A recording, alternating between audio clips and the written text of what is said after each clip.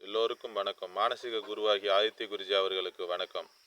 நாம் இந்த வீடியோ பதிவில் என்ன பார்க்க இருக்கிறோம் என்றால், ஒரே விதமான ஜாதகம், அதாவது முதல் நாள் ஒரு ஜாதகம் பிறந்தார், மறாவது நாள் ஒரு ஜாதகம் பிறந்தார். கிரகநிலை, ராசி, லக்கணம், நட்சத்திரம் மற்றும் மாறுபடுகிறது. ராசி, லக்கணம், எல்லா கிரக நிலைகளும் ஒரே மாதிரியாக இருக்கிறது. இதனை வைத்து இவருடைய ஜாதக பலன் எப்படி அமைந்திருக்கிறது என்பதை பற்றி இந்த வீடியோ பதிவில் பார்ப்போம். அதாவது ஒருவர் மிதுன ராசி, மிதுன லக்கணம் கிரக நிலைகள் வீடியோ பதிவில் சொல்கிறேன். கிரக நிலைகளை சொல்கிறேன்.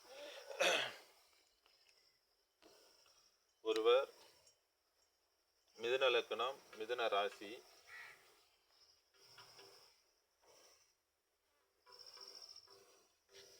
கிரக நிலையெல்லாம் இருக்கிறது. 2ஆம் இடத்தில் செவ்வாய், 5இல் புதன், சுக்கிரன், ராகு, 6ஆம் இடத்தில் குரு, சூரியன், 9இல் சனி, 11இல் கேது. மிதுன லக்கணம், மிதுன ராசி அதே சேம் தான். இது 20ஆம் தேதி பிறந்தவர், இவர் 21ஆம் தேதி பிறந்தவர். இவருடைய ஜாதக அமைப்பில் மிருகசீரிடம் என்ற நட்சத்திரத்தில் பிறந்ததால் மிதுன லக்கணத்திற்கு வரக்கூடாத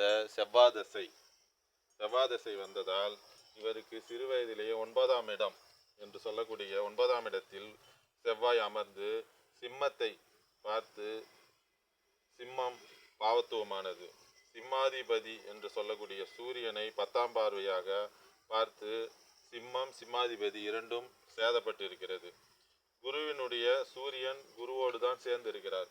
இருந்தாலும் சனியினுடைய பார்வை, செவ்வாயினுடைய 8ஆம் பார்வை சனிக்கு விழுந்து, அந்த சனியின் சிம்மத்தை பார்த்து சூரியனையும் பார்த்து 9ஆம் பாவகத்தில் இருந்து செவ்வாதசை வந்ததால், செவ்வாதசை வரவில்லை என்றால் இவருடைய அப்பா இறந்திருக்க மாட்டார். இதேபோல் இவருடைய மறு ஜாதகம் பாரு, அதே 21ஆம் தேதி கிரக நிலைகள் எல்லாம் அதே சேம் தான். 21/11/1994 பிறந்தார். இவர் திருவாதிரை நட்சத்திரம், அதே கடலூரில் பிறந்தவர். அதே மிதுன லக்கணம், மிதுன ராசி, 2ஆம் இடத்தில் செவ்வாய், 5இல் புதன், சுக்கிரன், ராகு, 6ஆம் இடத்தில் குரு, சூரியன், 9இல் சனி, 11இல் கேது. அதே கிரக நிலைதான். இவர் மிருகசீரிடத்துக்கு அடுத்த நட்சத்திரமான திருவாதிரை நட்சத்திரத்தில் பிறந்துள்ளார். அதனால் 9ஆம் இடம் சனி சிம்மத்தை பார்த்தாலும், சனி சூரியனை பார்த்தாலும், அந்த செவ்வாதிசை மிதுன லக்கணத்திற்கு வரக்கூடாத செவ்வாதிசை இந்த ஜாதகருக்கு, முன்னாடி சொன்ன ஜாதகருக்கு வந்ததால் அவருக்கு அப்பாவுக்கு மரணம் ஏற்பட்டது. இவர் அடுத்த நட்சத்திரத்தில் பிறந்து திருவாதிரை நட்சத்திரத்தில் பிறந்துள்ளதால் இவருடைய அப்பா நல்ல முறையிலே இருக்கிறார். இவருக்கு எந்த விதமான இதுவும் இல்லை.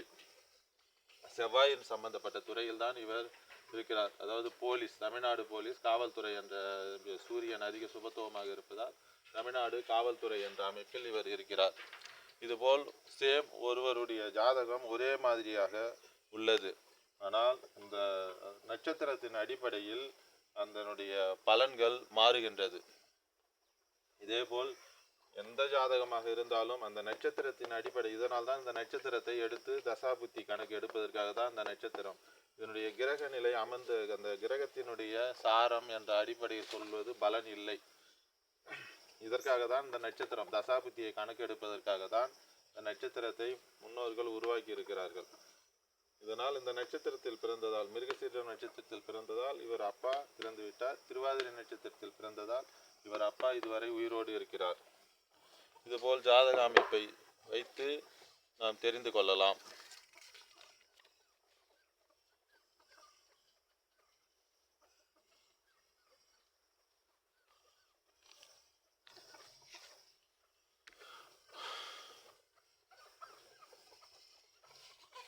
இந்த ஜாதகத்தில் சொன்ன விளக்கங்கள் தங்களுக்கு பிடித்திருந்தால் லைக் பண்ணுங்கள், ஷேர் பண்ணுங்கள், கமெண்ட் பண்ணுங்கள்.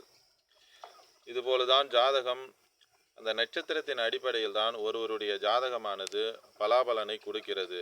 அந்த தசாபுத்தி கணக்கெடுக்க வேண்டும். கிரகநிலை எந்த 12 ராசி, 9 கிரகங்கள், இவர்களுடைய காம்பினேஷன், அதாவது நூற்றுக்கணக்கான காம்பினேஷன் உள்ளது. அந்த காம்பினேஷன் அடிப்படையில் தான் ஒருவருடைய ஜாதகத்தில் என்ன பலன் நடக்கிறது என்பதை நாம் துல்லியமாக சொல்லலாம். சுபத்துவம், பாவத்துவம் என்ற அடிப்படையில் அந்த ஆதிபத்தியம், காரகத்துவத்தை கணக்கெடுக்க தெரிந்தால் மிகவும் சுலபமாக ஒருவருக்கு என்ன நடக்கிறது என்பதை நாம் தெளிவாகவே கூறவிடலாம்.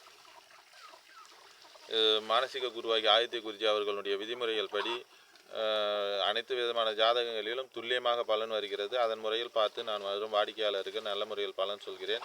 இந்த வீடியோ பிடித்திருந்தால் லைக் பண்ணுங்கள், கமெண்ட் பண்ணுங்கள், ஷேர் பண்ணுங்கள். எல்லோருக்கும் வணக்கம்.